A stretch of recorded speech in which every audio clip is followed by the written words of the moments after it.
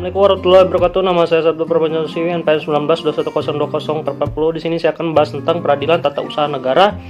Peradilan tata usaha negara adalah untuk mewujudkan tata kehidupan negara. Nah, di sini nih negara bahwasannya adalah bangsa yang sejahtera, aman, tentram, dan serta tata tertib yang menjamin dalam kedudukan warga dan masyarakat dalam hukum dan menjamin untuk terpeliharanya sebuah hubungan, baik itu yang serasi maupun seimbang, dan juga serta selaras antara lain yaitu aparaturnya, baik untuk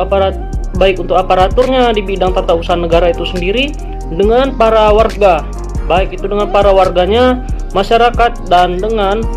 adanya terbentuknya sebuah peradilan dan terbentuknya sebuah peradilan tata usaha negara atau Pratun yang menjadi bukti bahwa sebenarnya di Indonesia adalah yaitu negara, baik itu negara hukum yang menjunjung tinggi nilai-nilai, baik itu nilai keadilan, kepastian hukum, dan juga hak asasi manusia. Hak asasi manusia sendiri yaitu adalah HAM, dan HAM itu adalah tugas dan wewenang dalam peradilan tun. Dalam peradilan tun sendiri untuk memeriksa, memutus, dan menyelesaikan sebuah sengketa, baik itu tata usaha negara itu sendiri dalam sengketa tun, yaitu adalah suatu sengketa di mana yang timbul dalam bidang ini, dalam bidang hukum tun, antara lain adalah orang atau badan yang itu badan hukum dalam perdata, baik itu dari anggotanya, baik itu masyarakat dan badan atau pejabat tun. Hanya dalam pemerintahannya juga baik di pusat maupun di daerah itu sendiri. Ada pula juga akibat dari dikeluarkannya suatu keputusan, baik itu tun berdasarkan tun itu sendiri, yaitu termasuk sengketa, baik itu adalah kepegawaiannya dalam peraturan, dalam perundang-undangan tun itu sendiri, bahwasannya yang berlaku di sini adalah pasal 50 Junto pasal 1 angka 4 Undang-Undang nomor 5 tahun 1986 Junto Undang-Undang nomor 9 tahun 2004 atas Junto Undang-Undang nomor 51 tahun 2009. Maka dapat disimpulkan juga bahwasannya yang menjadi sebuah subjek di peradilan tata usaha negara itu sendiri adalah bahwasannya seseorang atau badan hukum perdata, baik itu sebagai penggugat maupun dan badan atau pejabat PT UN sendiri itu adalah pejabat tata usaha negara itu sendiri sebagai tergugat dalam sedangkan yang menjadi objek di peradilan tata usaha negara itu sendiri adalah surat dalam keputusan tata usaha negara itu sendiri, yaitu menjadi hukum atau hukum yang menjadi pembentukannya dalam pembentukan peradilan tata usaha negara itu sendiri. Ada dasarnya itu adalah peraturan pemerintah nomor 41 tahun 1991 dengan tentang adanya pembentukan peradilan tata usaha negara itu sendiri,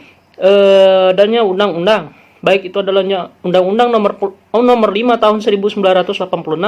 tentang peradilan tata usaha negara sih. Yaitu adalah peradilan tata usaha negara, adanya Undang-Undang nomor 9 tahun 2004 tentang yaitu sebuah perubahan atas Undang-Undang nomor 5 tahun 1986 tentang peradilan, baik itu adalah tata usaha negara itu sendiri atau Undang-Undang nomor 51 tahun 2009, yaitu tentang perubahan atas dasar kedua atas undang-undang, yaitu Undang-Undang nomor 5 tahun 1986 tentang peradilan tata usaha negara itu sendiri. Dan ada juga maupun yang dijelaskan mengenai sebuah prinsip maupun atau asas-asas bentuknya asas hak tun di sini, yaitu prinsip dan hak asasi ada 4 jenis, yaitu asas praduga resmatik. Apa itu asas praduga resmatik? Yaitu adalah sebuah asas di mana asas praduga resmatik bahwasannya mengandung makna bahwa asas setiap tindakan baik itu penguasa ataupun pemerintah dalam selalu dianggap resmatik atau benar, dan di sini selalu dianggap benar, maka dianggap benar gitu sampai ada pembatalan, baik itu dengan asas ini gugatan tidak juga menunda atau pelaksanaannya, yaitu dari petun yang digugat atau pelaksana petun ini, yaitu berdasarkan pada dasarnya, yaitu pada bunyi pasal 67 ayat 1 Undang-Undang Nomor 5 Tahun 1986 atas dasar asas keaktifan hakim, yaitu dalam sebelumnya adanya dilakukan pemeriksaan, yaitu terhadap pokok-pokok sengketa, baik itu hakim itu sendiri maupun melakukan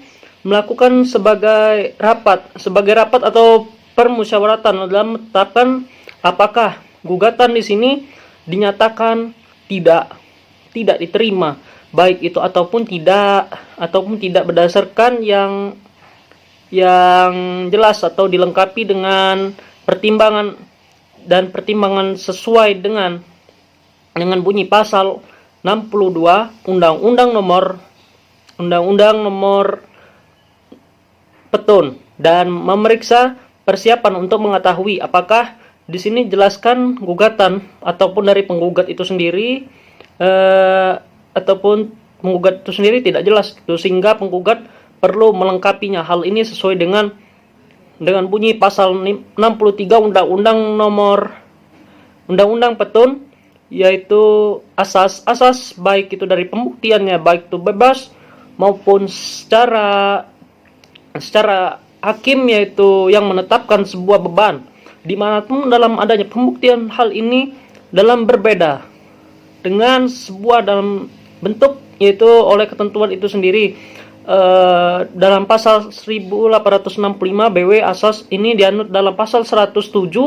Undang-Undang Nomor 5 ataupun 86, hanya saja masih dibatasi oleh ketentuan, baik itu asas dari ketentuan itu sendiri dalam ketentuan pasal 100, asas erga omnes ataupun asas negativa legator, yaitu dalam sebuah sengketa, baik itu tun adalah sengketa tun, yaitu adalah sengketa di mana sebuah hukum publik, yaitu jenisnya dengan demikian, yaitu bahwasannya putusan pengadilan tun berlaku gitu bagi di sini, yaitu bagi siapa saja yang tidak hanya dibagi dalam para pihak itu sendiri, dan ada juga yaitu pihak yang bersengketa. Alur penyelesaiannya melalui sengketa tun itu sendiri, satu melalui upaya administratif, dua melalui gugatan langsung, ketiga ketun. Yang ketiga itu berdasarkan UU Nomor 5